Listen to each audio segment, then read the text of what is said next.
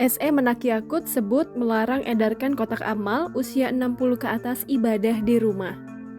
Kementerian Agama menginstruksikan agar pengurus dan pengelola tempat ibadah memperlakukan jarak maksimal 1 meter antar jemaah dalam peribadatan sholat.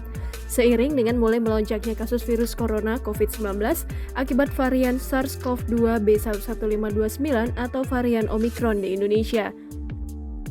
Ketentuan itu diatur dalam Surat Edaran Nomor SE 04 Tahun 2022 yang ditandatangani oleh Menteri Agama Yakut Khalil Qoumas di DKI Jakarta pada 4 Februari 2022. Selain peraturan soal jarak sholat, Kemenak juga meminta agar kegiatan peribadatan atau keagamaan paling lama dilaksanakan selama 1 jam. Pengurus dan pengelola tempat ibadah juga wajib memastikan pelaksanaan khotbah, ceramah, atau tausiah wajib memenuhi ketentuan.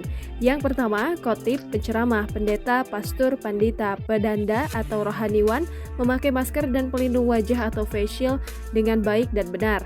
Kedua, pemimpin keagamaan tersebut menyampaikan khutbah dengan durasi paling lama 15 menit. Dan ketiga, pemimpin diminta untuk mengingatkan jemaah untuk selalu menjaga kesehatan dan mematuhi protokol kesehatan. Lebih lanjut, Kemenak juga mengingatkan bagi tempat ibadah yang berada di kabupaten atau kota di wilayah Jawa dan Bali, dan kedua wilayah itu dengan kriteria PPKM level 3, dapat mengadakan kegiatan keagamaan secara berjamaah selama masa penerapan PPKM dengan jumlah jemaah paling banyak 50% dari kapasitas dan paling banyak 50 orang jemaah.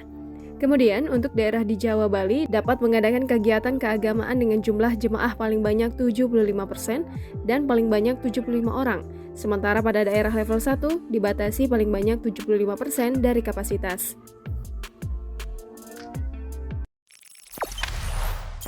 Jangan lupa subscribe, share, komen, dan like ya!